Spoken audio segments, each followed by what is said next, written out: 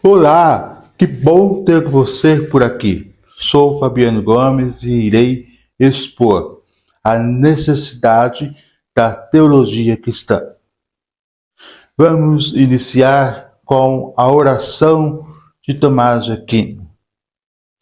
Dai-me, Senhor, um coração vigilante, que não se deixe desviar de ti por nenhum pensamento leviano. Um coração reto, que não aceite ser seduzido por instintos perversos. Um coração livre, que não se deixe dominar por nenhum poder maligno. Dai-me, Senhor, sensatez para te conhecer, sabedoria para te achar. Faze com que minha vida inteira seja do teu agrado. A pergunta que queremos responder aqui nessa aula é: por que precisamos da teologia? Sabemos que o mundo de hoje é controlado pelo irracionalismo e pelo anti-intelectualismo. Sem um padrão absoluto de conhecimento, é possível aceitar o relativismo como se fosse a única coisa razoável. O resultado pode ser que você ouça que é arrogante dizer que só existe uma religião verdadeira e só um caminho certo para conhecer a Deus. Também há um relativismo prático, o que é expresso através do hedonismo. Segundo o homem moderno, não há uma lei absoluta e nenhum Deus que seja legislador. Portanto, o que se segue é que o pluralismo é o sumo bem. Portanto, no comportamento do indivíduo hoje, vale tudo. Dentro deste mundo de pluralismo, existem muitas cosmovisões que são usadas para dar sentido ao mundo. Mesmo que ele esteja cativo de uma filosofia irracional, o ser humano, por natureza, sempre está buscando um jeito para explicar, entender e dar ordem ao seu mundo da experiência. Todo mundo tem uma filosofia de vida, uma cosmovisão, e ela pode ser do espiritismo, do catolicismo, do humanismo ou uma filosofia eclética, que seja uma mistura de várias coisas contraditórias. E essa filosofia poderia ser chamada de uma cosmovisão de self-service, porque cada pessoa entra na fila, pega aquilo que acha que lhe serve por hoje. E se for o caso, amanhã pode ser algo diferente. Há algumas pessoas que pensam mais profundamente e tentam construir uma cosmovisão coerente e que dê respostas às perguntas e problemas da vida. Elas percebem que a filosofia self-service não basta.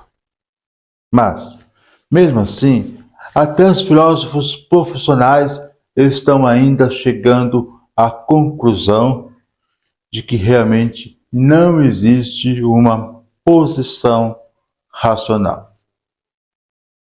É nesse contexto que o crente enfrenta o desafio de alcançar o mundo para Jesus Cristo.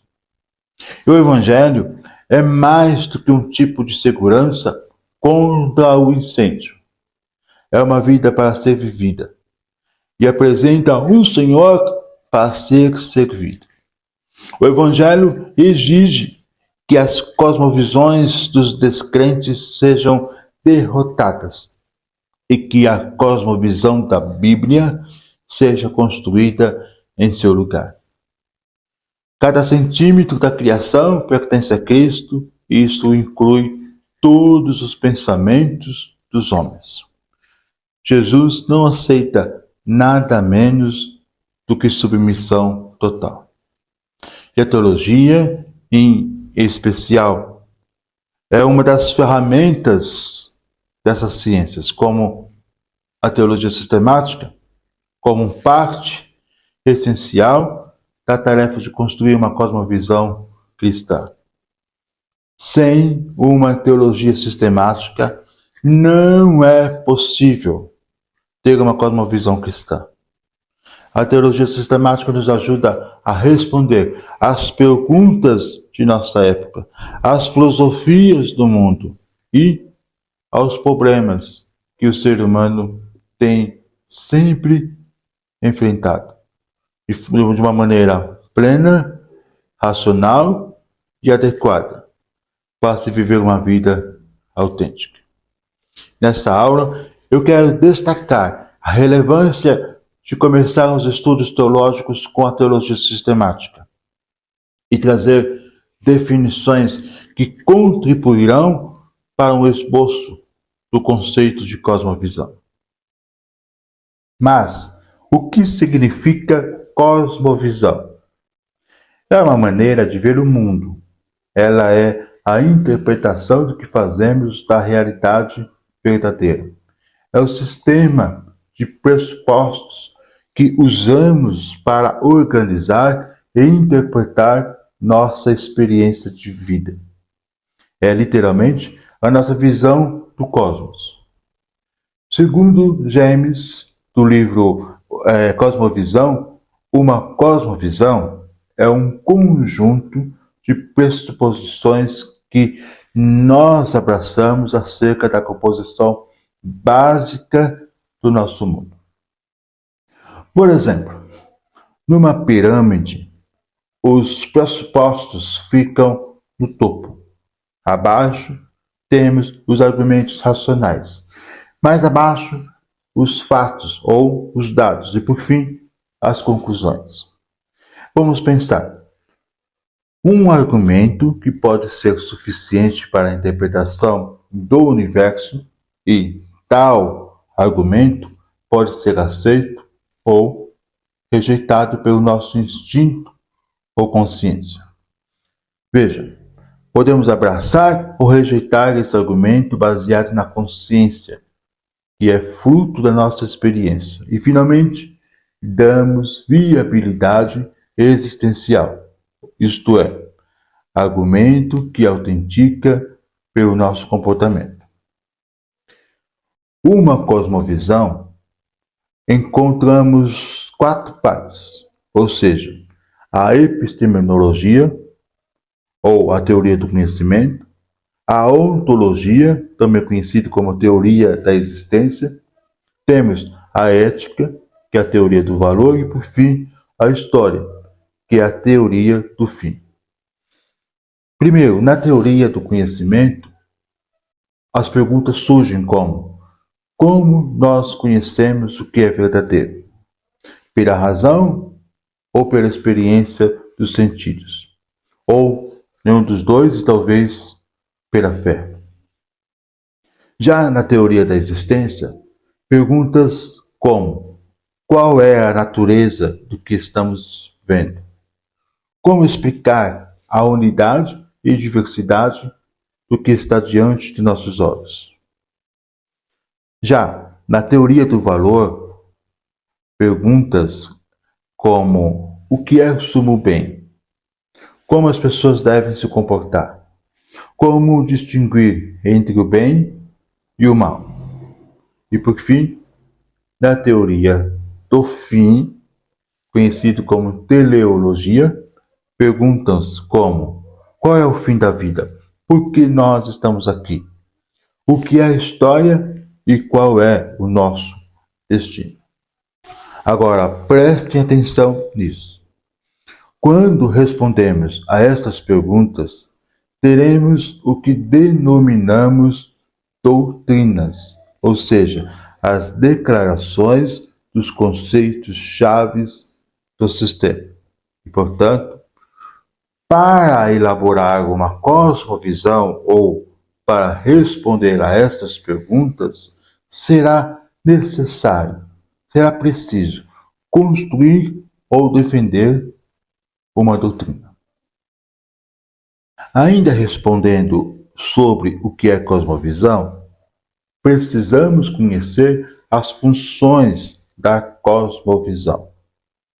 O autor Paul Ilbach, que expôs no seu livro O Evangelho e a Diversidade das Culturas, que é um guia de antropologia, publicado pela editora Vida Nova, ele traz as funções dessas cosmovisões. Segundo o autor, essas cosmovisões têm várias funções importantes.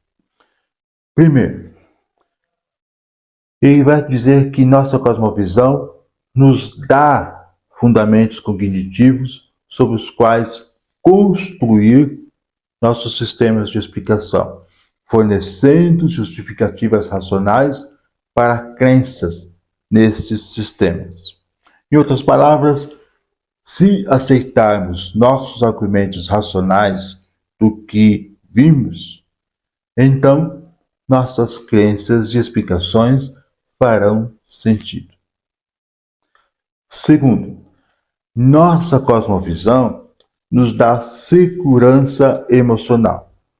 Diante de um mundo perigoso, cheio de forças adversas e incontroláveis, como foi a crise da pandemia e da Covid, com mortes, assolações e tanta gente com ansiedade, com um futuro incerto, as pessoas se voltam para suas crenças culturais mais profundas em busca de conforto emocional e segurança. Portanto, não é surpresa que os pressupostos da cosmovisão fiquem mais evidentes em casos de nascimentos, iniciações, como casamento, até mesmo funerais, celebrações de colheita, tantos outros rituais que as pessoas utilizam para reconhecer e renovar a ordem na vida e da natureza. Uma emoção forte que enfrentamos, sem sombra de dúvida, é o medo da morte. A outra é o terror da falta de sentido. Podemos enfrentar a morte como se fôssemos mártires, se acreditarmos que há um objeto ou um objetivo nesse sentido, mas esses significados devem trazer profundas convicções. A nossa cosmovisão fortalece nossas crenças fundamentais, com reforço emocional para que elas não sejam facilmente destruídas. Também o autor expõe o terceiro ponto, que a nossa visão de mundo legitima nossas normas culturais mais profundas, utilizadas para avaliar nossas experiências e escolher modos de agir. Ela nos oferece as ideias de justiça e de pecado e como lidar com isso. Também funciona como um mapa para dirigir nosso comportamento. Por exemplo, o mapa de uma cidade não só nos diz o nome das ruas, como também nos permite escolher o caminho que nos leva de nosso quarto de hotel para um restaurante recomendado. Semelhantemente, nossa cosmovisão nos dá um mapa da realidade e também serve como um mapa para dirigir nossas vidas. As cosmovisões servem tanto como funções preditivas como prescritivas. E o quarto ponto aqui é que o autor diz que nossa cosmovisão integra nossa cultura. Ele organiza nossas ideias, nossos sentimentos, os nossos valores em um único planejamento geral. Assim, nos dá uma visão mais ou menos unificada da realidade, reforçada por emoções e convicções profundas. E, finalmente, a nossa cosmovisão monitora a mudança da cultura. Somos constantemente confrontados com novas ideias, comportamentos e produtos que vêm de dentro de nossa sociedade ou até mesmo de fora dela. Estes podem introduzir pressuposições que corroem nossa ordem cognitiva. Sabemos que nossa cosmovisão nos ajuda a selecionar aquelas que se ajustam à nossa cultura e a rejeitar as que não fazem. Ela também nos ajuda a reinterpretar aqueles pressupostos adotados a fim de que se ajustem ao nosso padrão cultural. Portanto, eu tenho aqui alguns exemplos. Os aldeões da América do Sul, eles fervem a água não para matar os germes, mas, como eles dizem, para acabar com os espíritos maus. Portanto, a cosmovisão tende a manter velhos costumes de se oferecer estabilidade nas culturas durante longo período de tempo. Assim, elas resistem às mudanças. Mas as cosmovisões em si mudam, já que nenhuma delas está completamente integrada e sempre há contradições internas. Além disso, quando adotamos novas ideias, estes podem desafiar nossos pressupostos fundamentais. Embora todos nós vivamos com incoerência cultural, quando as contradições internas se tornam muito grandes, procuramos maneiras de reduzir a tensão. Normalmente, mudamos ou abandonamos alguns de nossos pressupostos. O resultado é uma transformação gradual da cosmovisão, da qual talvez nem nós mesmos tenhamos consciência. No entanto, algumas vezes nossa cosmovisão não atende mais nossas necessidades básicas. Se uma visão mais adequada não for apresentada, podemos rejeitar a velha e adotar a nova. Por exemplo, alguns muçulmanos ou índios podem decidir que o cristianismo responde melhor suas questões do que as suas antigas religiões. Tais mudanças de cosmovisões estão no âmago do que chamamos de conversão. Agora, podemos responder à questão: o que é cosmovisão cristã? E uma vez esclarecida por que precisamos da teologia e o que é cosmovisão, finalmente podemos sintetizar tudo que ouvimos até aqui, respondendo o que é cosmovisão cristã. Cosmovisão cristã é um olhar para o mundo com as lentes da teologia cristã. Veja, precisamos da teologia porque é uma ferramenta essencial para nos ajudar na construção de uma cosmovisão bíblica e cristocêntrica. E dessa maneira, iremos responder às perguntas de nosso tempo, bem como fazermos uma apologética respondendo às filosofias que contradiz a nossa crença e poderemos, com consistência, responder os problemas que o ser humano vem enfrentando. E, finalmente, teremos um ensino que seja absolutamente essencial na vida do crente para que ele possa ter uma cosmovisão correta e viver a sua vida de maneira que agrade a Deus. Como já vimos, para obter uma cosmovisão cristã, se faz necessária uma teologia cristã. E é sobre isso que precisamos tratar a seguir. E o que é teologia sistemática?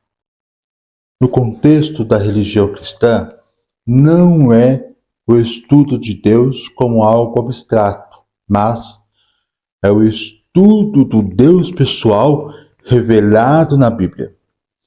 Necessariamente, isto inclui tudo que é revelado sobre Deus e as suas obras e relações com as criaturas. O estudo da teologia é diferente do estudo da religião. O estudo da religião inclui todas as religiões mundiais e seitas e usa várias metodologias e usa as ciências humanas para favorecer. A teologia é algo mais específico. Existem vários tipos de teologia, cada um com as suas próprias metodologias. A teologia cristã e a teologia sistemática, ela depende das pesquisas, dos resultados das outras áreas, e a sua metodologia requer a capacidade de aproveitá-los. Portanto, antes de definirmos o que vem a ser teologia sistemática, precisamos olhar as demais áreas da teologia. E estas áreas podem ser divididas ou definidas em 3 contextos. O primeiro é o que conhecemos como contexto histórico ou teologia histórica, que estuda as doutrinas através dos séculos. Esse é um lugar importante para começar, porque em 2000 anos todas as possibilidades têm sido examinadas. E pelo estudo da formulação das doutrinas e também dos teólogos importantes, podemos aprender quais são as perguntas relevantes a serem abordadas. O segundo contexto é o que chamamos de contexto bíblico, é a teologia bíblica. A Bíblia é a fonte maior da teologia sistemática e é sempre a autoridade final. A Bíblia deve ser estudada para verificarmos qual é a posição verdadeira entre as escolhas que existem. A Bíblia vai ter as respostas certas.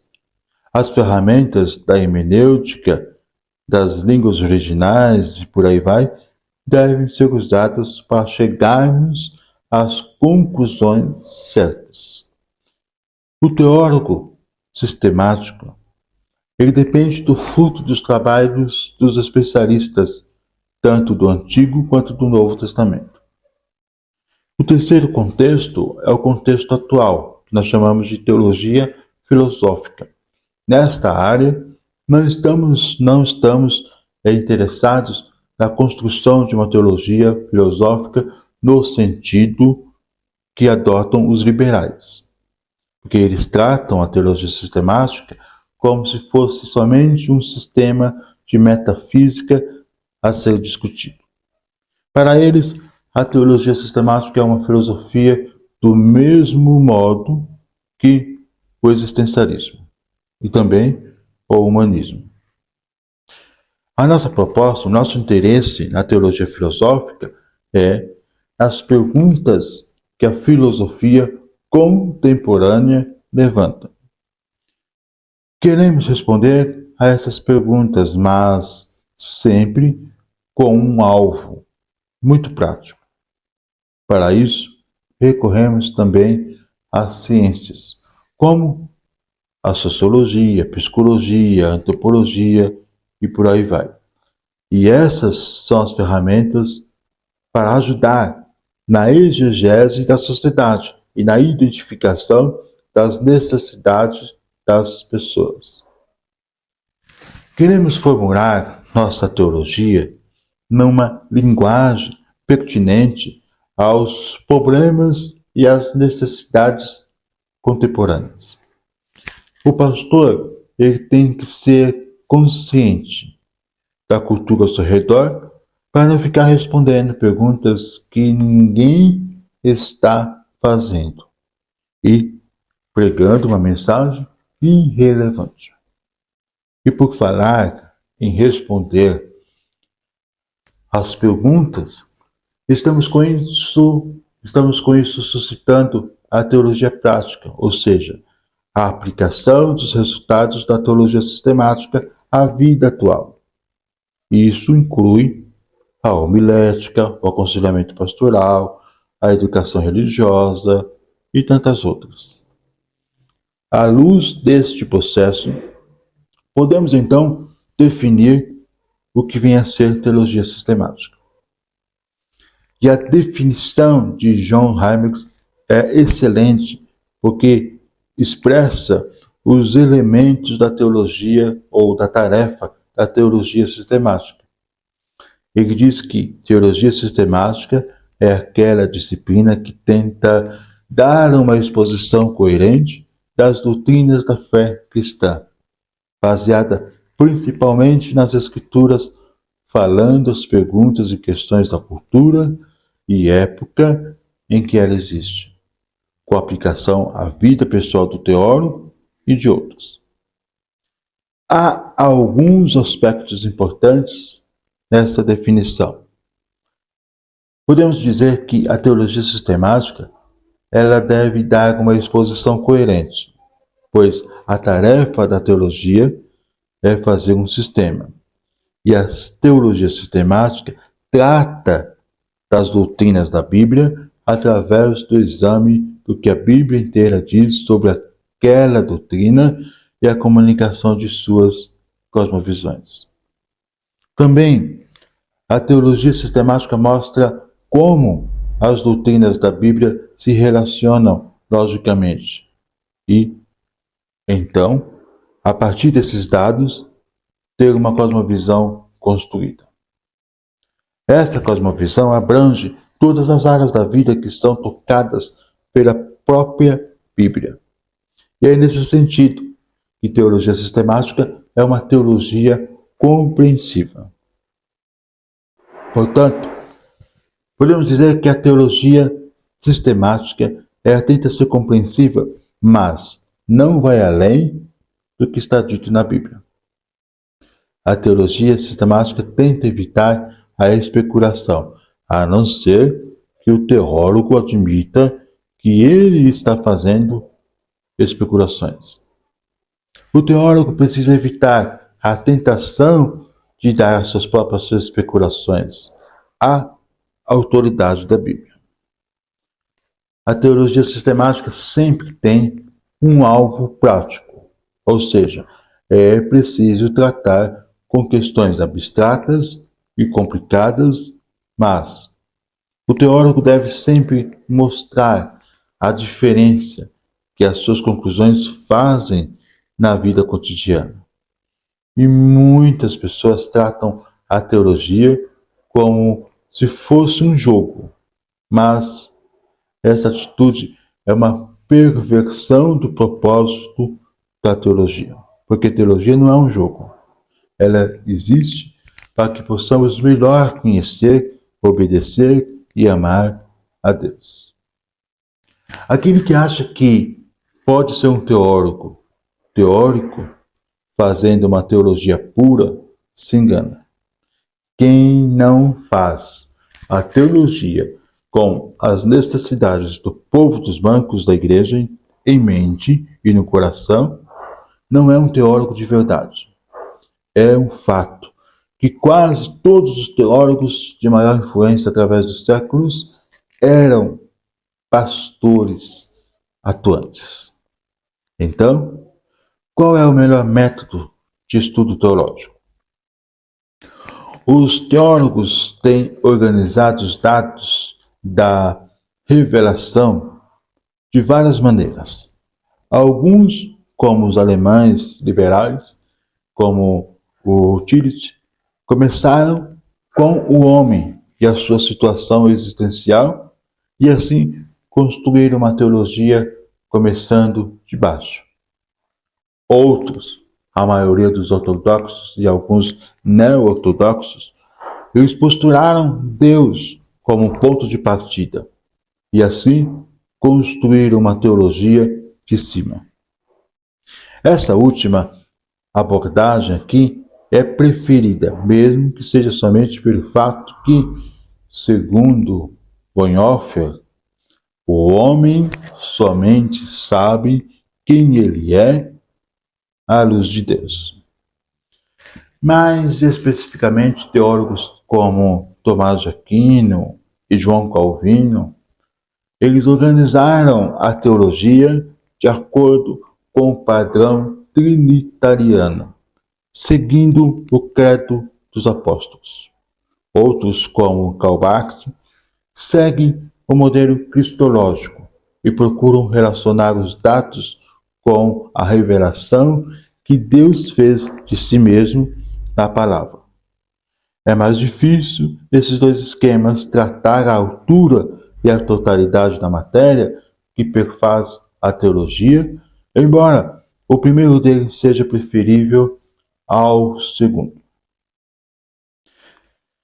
Particularmente, devemos dar preferência à ordem lógica esposada por Luiz Berkhofer e outros que organizaram dados a partir de Deus e a sua revelação, seguindo pelo homem e a queda, e depois pela obra redentora de Deus em Jesus Cristo, seguindo a obra do Espírito Santo, que é a sociedade dos remidos, e, finalmente, a consumação e o estado eterno em Cristo Jesus.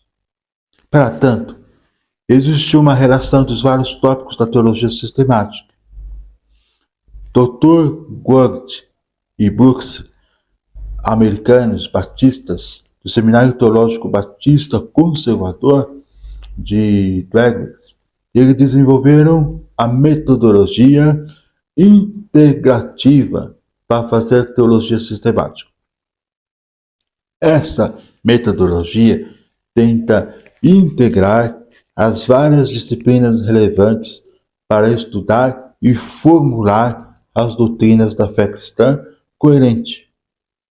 Através de 6 etapas, o método da teologia integrativa trabalha com as doutrinas para chegar às conclusões racionais e práticas. As 6 etapas podemos ver a seguir. Primeiro, eles colocam como definição do problema, ou seja, define-se um problema ou uma questão a ser estudada. Por exemplo, qual é a natureza de Deus? O que é salvação? Como é que posso conhecer a Deus? Essas são algumas das perguntas levantadas, como, por exemplo, será que Deus pode me curar das minhas doenças? Eu posso ter segurança da minha salvação? Bem, esse é uma definição de problemas. Na sequência vem os estudos históricos, ou seja, através da história, a teologia integrativa coloca à disposição do aluno as várias opções anteriormente desenvolvidas, ou seja, o que dizem os teólogos ao longo da história, o que falaram a respeito desses assuntos, e assim você vai construindo a partir da tradição. O alvo não é apenas examinar e refutar conclusões diferentes das nossas tradições, mas fazer com que o pesquisador reexamine cada opção à luz da palavra de Deus para realmente ver qual é a melhor.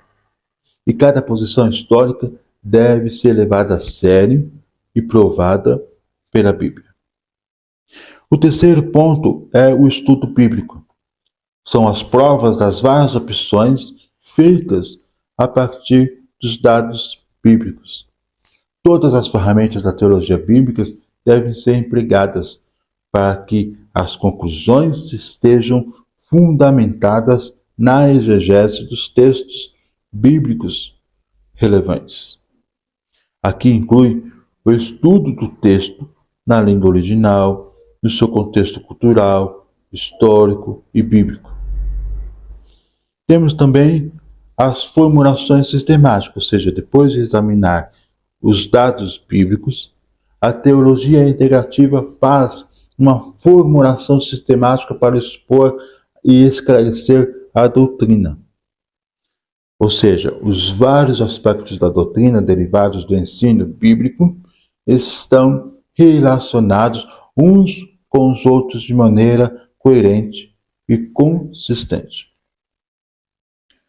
As conclusões mais lógicas das doutrinas, elas estão deduzidas também nessa etapa. Temos também o que chamamos de interação apologética, ou seja, depois de formular a doutrina, a teologia integrativa quer defender a sua conclusão contra outras posições. E essa defesa deve levar em consideração as ideias contraditórias que vêm da teologia, da filosofia, das ciências, as seitas heréticas e etc. A interação apologética mostra a superioridade da doutrina formulada sobre as outras doutrinas contemporâneas e definidas no estudo histórico. O pastor, com certeza, ele vai querer considerar as ideias mais influenciadas da cultura que o seu povo, pela qual ele está assistindo. E por fim, temos a aplicação prática na vida e no ministério.